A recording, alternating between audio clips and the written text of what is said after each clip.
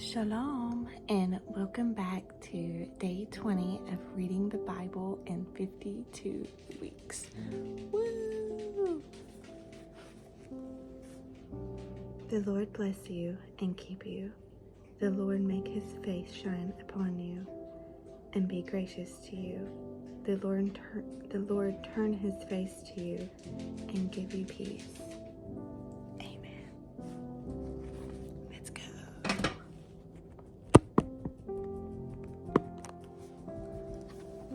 And today we'll be reading Exodus 18 through 20. Moses' father-in-law Jethro, the priest of Midian, heard about everything that God had done for Moses and for God's people Israel when the Lord brought Israel out of Egypt. Now Jethro, Moses' father-in-law, had taken in Zipporah, Moses' wife, after he had sent her back, along with her 2 sons, one of whom was named Gershom, because Moses had said, I have been a resident alien in foreign land, and the other Elazar, because he had said, the God of my father was my helper and rescue me from Pharaoh's sword. Moses' father-in-law Jethro, along with Moses' wife and sons, came to him in the wilderness, where he was camped at the mountain of God. He sent word to Moses, I, your father-in-law Jethro, am coming to you with your wife and her 2 sons. So Moses went out to meet his father-in-law, bowed down, and then kissed him. They asked each other how they had been and went into the tent. Moses recounted to his father-in-law all that the Lord had done to Pharaoh and the Egyptians for Israel's sake, all the hardships that confronted them on the way, and how the Lord rescued them. Jethro rejoiced over all the good things the Lord had done for Israel when he rescued them from the power of the Egyptians. Blessed be the Lord, Jethro explained, who rescued you from the power of Egypt and from the power of Pharaoh. He has rescued the people from under the power of Egypt. Now I know that the Lord is greater than all gods, because he did wonders when the Egyptians acted arrogantly against Israel. Then Jethro, Moses' father-in-law, brought a burnt offering and sacrifices to God, and Aaron came with all the elders of Israel to eat a meal with Moses' father-in-law in God's presence. The next day Moses sat down to judge the people, and they stood around Moses from morning until evening. When Moses' father-in-law saw everything he was doing for them, he asked, What is this you're doing for the people? Why are you alone sitting as judge while all people stand around you from morning until evening? Moses replied to his father-in-law, Because the people came to me and inquire of God.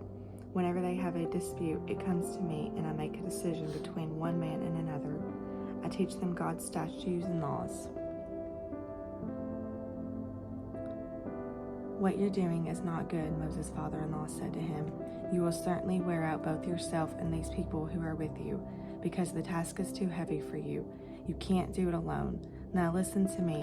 I will give you some advice, and God be with you, and be the one to represent the people before God and bring their cases to him. Instruct them about the statutes and laws, and teach them the way to live and what they must do. But you should select from all the people able men, God-fearing, trustworthy, and hating dishonest profit. Place them over the people as commanders of thousands, hundreds, fifties, and tens. They should judge the people at all times. Then they can bring you every major case, but judge every minor case themselves. In this way you will lighten your load, and they will bear it with you. If you do this, and God so directs you, you will be able to endure, and also all the people will be able to go home satisfied.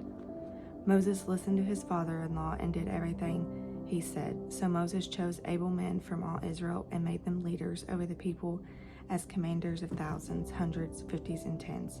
They judged the people at all times. They would bring the hard cases to Moses, but they would judge every minor case themselves. Moses let his father-in-law go, and he journeyed to his own lands. In the 3rd month from the very day the Israelites left the land of Egypt, they came to the Sinai wilderness. They traveled from Rephidim, came to the Sinai wilderness, and camped in the wilderness. Israel camped there in front of the mountain. Moses went up to the mountain to God, and the Lord called to him from the mountain.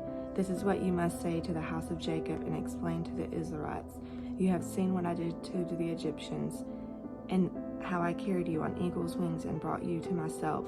Now if you will certainly listen to me and keep my covenant, you will be my own possession out of all the peoples, although the whole earth is mine, and you will be my kingdom of priests and my holy nation. These are the words that you are to say to the Israelites. After Moses came back, he summoned the elders of the people and set before them all these words that the Lord had commanded them. Then all the people responded together, "We will do all that the Lord has spoken." So Moses brought the people's words back to the Lord. The Lord said to Moses, "I'm going to come to you in a dense cloud, so that the people will hear when I speak with you and will always believe you." Moses reported the people's words to the Lord, and the Lord told Moses, "Go to the people and consecrate them today and tomorrow. They must wash their clothes and be prepared by the third day. For on the third day the Lord will come down on Mount Sinai in the sight of all people. Put boundaries for the people all around the mountain and say, 'Be careful that you don't go up on the mountain or touch its base. Anyone who touches the mountain must be put to death. No hand may touch him,' and said he will be stoned or shot with arrows and not live, whether animal or human. When the ram's horn sounds a long blast, they may go up the mountain." Then Moses came down from the mountain to the people and consecrated them, and they washed their clothes. He said to the people, "Be prepared by the third day. Do not have sexual relations with women." On the third day, when morning came, there was thunder and lightning, a thick cloud on the mountain, and a very loud blast from a ram's horn, so that all people in the camp shuddered. Then Moses brought the people out of the camp to meet God, and they stood at the foot of the mountain. Mount Sinai was completely enveloped in smoke because the Lord came down on it in fire. Its smoke went up like the smoke of a furnace, and the whole mountain shook violently. As the sound of the ram's horn grew louder and louder, Moses spoke, and God answered him in the thunder. The Lord came down on Mount Sinai at the top of the mountain. Then the Lord summoned Moses on top of the mountain, and he went up. The Lord directed Moses, "Go down and warn the people not to break through to see the Lord, otherwise many of them will die. Even the priests who come near the Lord must consecrate themselves, or the Lord will break out in anger against them." Moses responded to the Lord, "The people cannot come up to Mount Sinai since you warned us. Put a boundary around the mountain and consecrate it." And the Lord replied to him, "Go down and come back with Aaron, but the priests and the people must not break through to come up to the Lord, or he will break out in anger against them." So Moses went down to the people and told them the 10 Commandments. Then God spoke all these words, "I am the Lord your God, who brought you out of the land of Egypt, out of the place of slavery. Do not have other gods beside me. Do not make an idol for yourself, whether in the shame of anything in the heavens above, or on earth below, or in the waters under the earth. Do not bow and worship to them, and do not serve them. For I, the Lord your God, am a jealous God, bringing the consequences of fathers' iniquity in the children of the third and fourth generations for those who hate me, but showing faithful love to 1,000 generations of those who love me and keep my commands. Do not misuse the name of the Lord your God, because the Lord will not leave anyone unpunished who misuses his name. Remember the Sabbath day to keep it holy. You are to labor 6 days and do all your work, but the seventh day is the Sabbath to the Lord your God. You must not do any work, you, your son, your daughter, your male or female servant, your livestock, or the resident alien who is within your city gates. For the Lord made the heavens and the earth, the sea, and everything in them in 6 days. Then he rested on the seventh day. Therefore the Lord blessed the Sabbath day and declared it holy. Honor your father and mother, so that you may have long life in the land that the Lord your God is giving you. Do not murder. Do not commit adultery. Do not steal. Do not give false testimony against your neighbor. Do not covet your neighbor's house. Do not covet your neighbor's wife, his male or female servant, his ox or donkey, or anything that belongs to your neighbor." All the people witnessed the thunder and lightning, the sound of ram's horn, and the mountain surrounded by smoke. When the people saw it, they trembled and stood at a distance. "You speak to us, and we will listen," they said to Moses, "but don't let God speak to us, or we will die."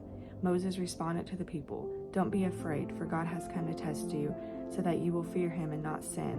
And the people remained standing at a distance as Moses approached the total darkness where God was. Then the Lord told Moses, "This is what you are to say to the Israelites. You have seen that I have spoken to you from heaven. Do not make gods of silver or ravel me. Do not make gods of gold for yourself. Make an earthen altar for me, and sacrifice on it your burnt offerings and fellowship offerings, your flocks and herds. I will come to you and bless you in every place where I cause my name to be remembered. If you make a stone altar for me, do not build it out of cut stone. If you use your chisel on it, you will defile it. Do not go up to my altar on the steps, so that your nakedness is not exposed on it.